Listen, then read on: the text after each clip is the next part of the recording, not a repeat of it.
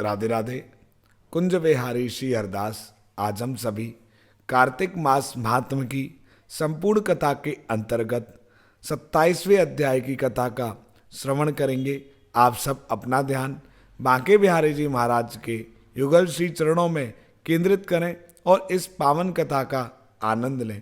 नमः कुंज विहारिण्यै, नमः कुंज विहारिणे, स्वामी श्री हरिदासाय गुरुनाम गुरुवे नमः। सब द्वारन को छोड़ के आयो तेरे द्वार, अहो वृषभान की लाडली हम सब की ओर निहार। कि ब्रज धूरी प्राण सो प्यारी लगे, ब्रज मंडल मोहे बसाए रहो। रसिकों के सुसंग में मस्त रहूं, जग जाल सो नाथ बचाए रहो। नित बांकी ये झांकी निहारा करूं, छवि छाक सो मोहे छकाए रहो। अहो बांके बिहारी यही विनती मेरे, नैन से नैन मिलाए रहो। तो केवल और केवल एक ही मनोकामना, वो है बांके बिहारी जी महाराज की नित प्रति छवि का आनंद लेना। अब हम 27वां अध्याय आरंभ करते हैं, जिसमें राजा चोल और विष्णुदत्त की कथा है। गणों ने कहा, विष्णुदास एक दिन भोजन तैयार करके भक्ति में तल्लीन था कि कोई उनका भोजन चुरा कर ले गया, लेकिन सायंकाल की आराधना हो सके और व्रत भी ना टूटे, इसलिए उस दिन उसने दोबारा भोजन तैयार नहीं किया।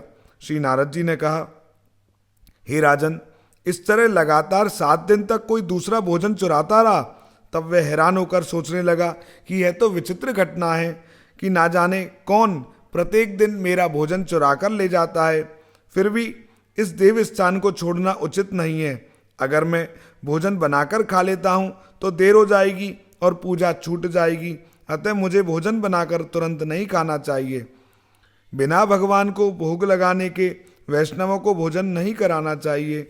अगर 7 दिन बिन भोजन के बीत गए तो आज का एक दिन और सही। आज मैं भली भांति भोजन की रक्षा करूंगा और देखूंगा कि हर रोज इसे कौन चुरा कर ले जाता है। ऐसा सोच विष्णुदास भोजन के पास ही छिपकर बैठ गया। उसने थोड़ी देर के बाद देखा कि वहां पर एक चांडाल आया, जिसका शरीर अत्यंत दुर्बल था। उसके शरीर पर केवल चमड़ी ही चमड़ी दिखाई देती थी। जब वह चांडाल भोजन चुराकर जाने लगा तो विष्णुदास ने उसे पुकारा, हे भाई, यह रूखा भोजन ले जाकर क्या करोगे? घी भी तो लेते जाओ। ऐसा कहकर वह श्रेष्ठ ब्राह्मण आगे को बढ़ा। विष्णुदास को अपनी ओर आते हुए देखकर चांडाल तेजी से दौड़ने लगा। वह ब्राह्मण से डर गया, लेकिन निर्बलता के कारण दौड़ भी ना सका, अतः भूमि पर गिर पड़ा और मूर्छित हो गया। चांडाल को मूर्छित देखकर विष्णुदास लपककर उसके पास पहुंचा और अपने वस्त्र से उसे पर हवा करने लगा। और इसके बाद उसने जो देखा उसे देखकर वह आश्चर्यचकित रह गया। उसने देखा कि उसके सम्मुख शंख, चक्र, गदा, पद्म, पीतांबरधारी, चतुर्भुजी रूप, अलसी के फूल के समान वाले, छाती में कौस्तुभ माला से सुशोभित साक्षात भगवान विष्णु खड़े हैं। भगवान का दर्शन करके सात्विक भाव से मुक्त वह श्रेष्ठ ब्राह्मण उनकी स्तुति तथा प्रणाम कुछ भी ना कर सका। वहीं पर सब इंद्र आदि देवता भी उपस्थित हो गए और गंधर्व तथा अप्सराएं आकर गीत गाने लगी और नृत्य करने लगी। ब्राह्मण उन्हें प्रणाम करने के लिए उतावला हुआ, त्यों ही वहां संपूर्ण देव, गंधर्व और अप्सराएं आ गईं। नृत्य संगीत होने लगे। भगवान विष्णु ने अपना स्वरूप ब्राह्मण को प्रकट कर उसका आलिंगन किया और दिव्य विमान में बैठाकर उसे वैकुंठ को ले गए।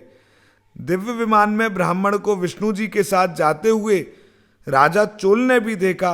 उसने अपने गुरु आचार्य मुद्गल को कहा कि मैंने जो यज्ञ आदि की हैं वे सब व्यर्थ हैं। जितनी दान दक्षिणा मैंने ब्राह्मणों को दी वह असफल हुई। विष्णु भगवान के दर्शन नहीं हुए। विष्णुदास ब्राह्मण ने केवल श्रद्धा से भक्ति की, उसके प्रभाव से विष्णु भगवान ने आकर उसको दर्शन दिए। इसलिए भक्ति ही सर्वोपरि है, प्रेम ही सर्वोपरि है। मुझे विष्णु भगवान के दर्शन के लिए राज काज त्याग कर भक्ति करनी चाहिए।